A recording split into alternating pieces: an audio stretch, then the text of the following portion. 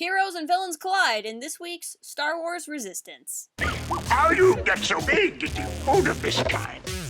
Hello and welcome into this week's spoiler review for Star Wars Resistance Breakout, Part 2 of the two-parter that we started last week, and I'm here to talk to you about this episode. Very solid, very action-packed, lots of good, subtle, emotional beats going on, plenty of good chances to see our characters in action. This is absolutely what I would say is a quintessential episode of Star Wars Resistance and everything that I would want in an episode as the week goes by. I have to say, before I get into the story itself, the animation seemed particularly good this week, and I've been enjoying it each week, especially as I've gotten used to the animation style. But just the shots of the nebula, the shots of the characters in the rain at the end, this episode was really, really stunning visually, and I am happy to see the show be able to continue to grow and what it's able to do with its aesthetic. The story this week finds us picking up where last week left off. Yeager and Synara and CB have been captured. Kaz and Norrath, the Resistance spy, are on the run trying to get away. There's a bounty hunter after them. The First Order's coming. The Colossus is in space and very vulnerable while it's up there. And so this episode picks up with us trying to rectify all of those situations. Where we were last week, there was not a strong First Order presence on the planet that they are on. This week opens with the First Order landing and invading en masse. And this very much lines up with understandings we have of what the First Order does, especially from books like Black Spire by Delilah S. Dawson. The idea that the First Order kind of looks for an excuse, and once it has an excuse, it comes to your world and just kind of takes over. So last week, we had a singular Resistance spy who got sold out. Bounty Hunter let him send out a signal to bring more resistance to the planet, brings in the First Order.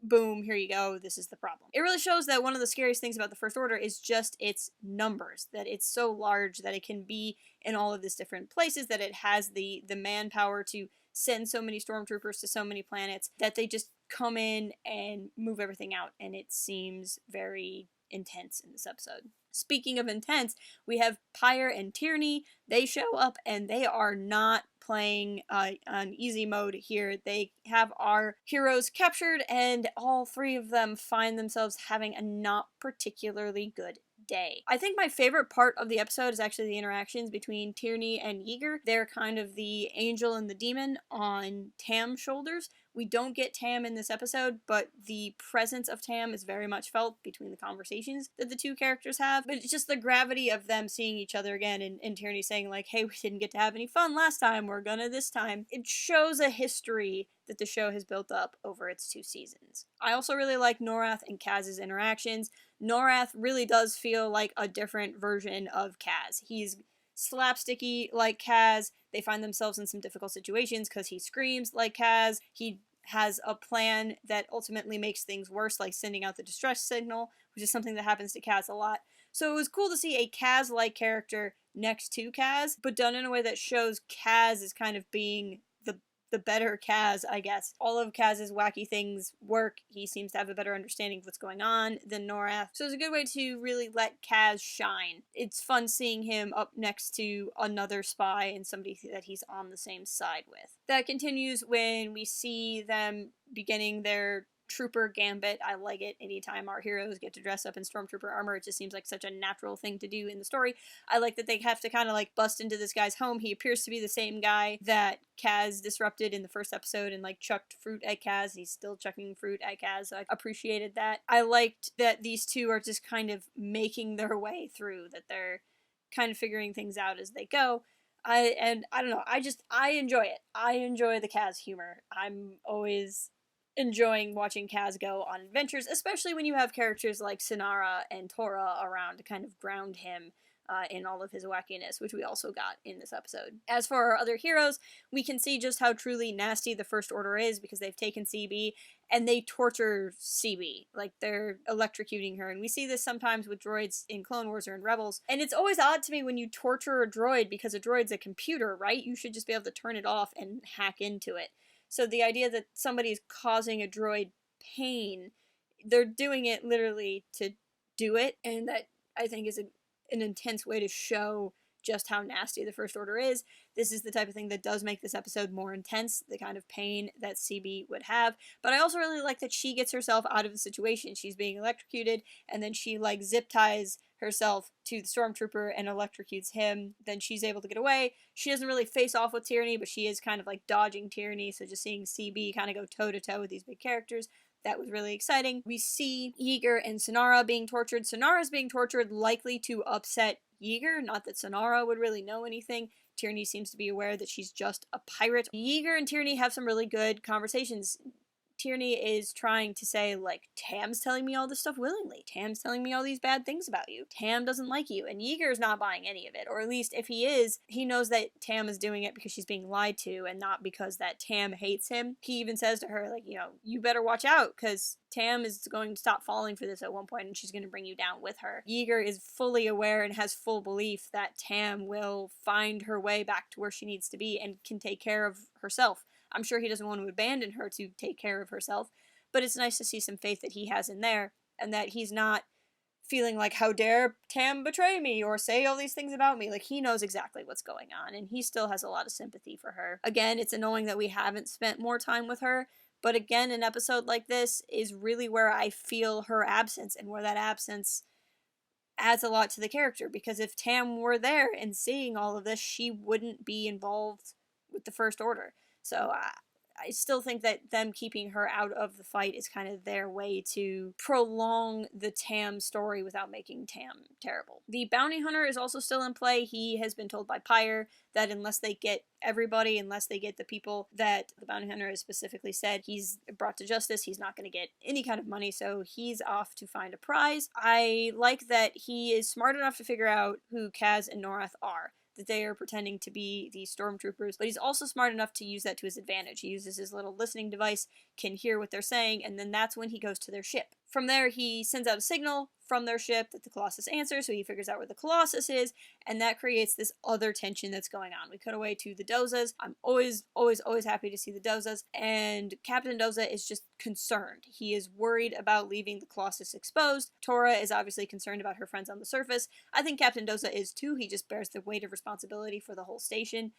And so there's this debate of do they go, do they not go, and Tora comes up with the idea of let's leave some of the Aces behind to help them. The Aces can signal to the Colossus when the Colossus needs to come back, then everybody can get away. I really like that in this episode, the rescue mission for Yeager and Synara is Kaz's idea, and the rescue mission for the rescue mission is Tora's idea. I really like seeing Kaz and Tora grow. I like seeing them be able to come up with their own ideas. This is something I've been saying in a couple of the reviews. It's just really nice to see them step up and be leaders in this show. And even if the show is ending, when we eventually get stories that take place after this series, I would love to see them as leaders in their own right, especially as they get older. Eventually, Kaz, Norrath, Yeager, Synara, and CB make it back to their ship, but the bounty hunter is waiting there for them. We get to see Synara in some fighting action again very briefly, which is always awesome because she's awesome. And then really the winning blow goes to CB, who is piloting the ship and knocks the bounty hunter over. And it's probably okay to say this because it's not really a spoiler from the Rise of Skywalker, but I'll just keep it vague. The shot where CB uses the thrusters to push the bounty hunter back made me think of a very specific moment in the Rise of Skywalker. So it was good to see that kind of fun little connectivity. I'm always curious how that happens. Do they know what's going to happen in Rise of Skywalker, the people on Resistance? Do they just get told, hey, putting a moment like this somewhere in the season would be cool? I thought it was just a fun little thing to see that get used in both sources. Our heroes are now flying away, but TIE fighters are coming, and then this is when the Aces show up and we figure out that Tora's plan is happening. Colossus shows up, helps them get away. It felt like a really good end. It felt like a very classic rebel kind of move, that Kaz is doing this desperate attempt to get to space, but his friends are waiting for him, and his friends signaling their friends, and it's just this kind of multi-step escape. I think it works really well to not undermine the First Order's ability to capture them. I mean, it is to some degree. I mean, Kaz does stun Pyre, so there is a little bit of our higher-ups in the bad guy department are getting a little beat up, but I also think it just makes sense. Like, where Doza's hiding makes sense. Doza leaving and leaving some fighters behind and them not being able to spot that makes sense. Like, it's nice seeing that kind of, we're outsmarting the bad guys, and we're outsmarting the bad guys with this thing that almost shouldn't work, but it does.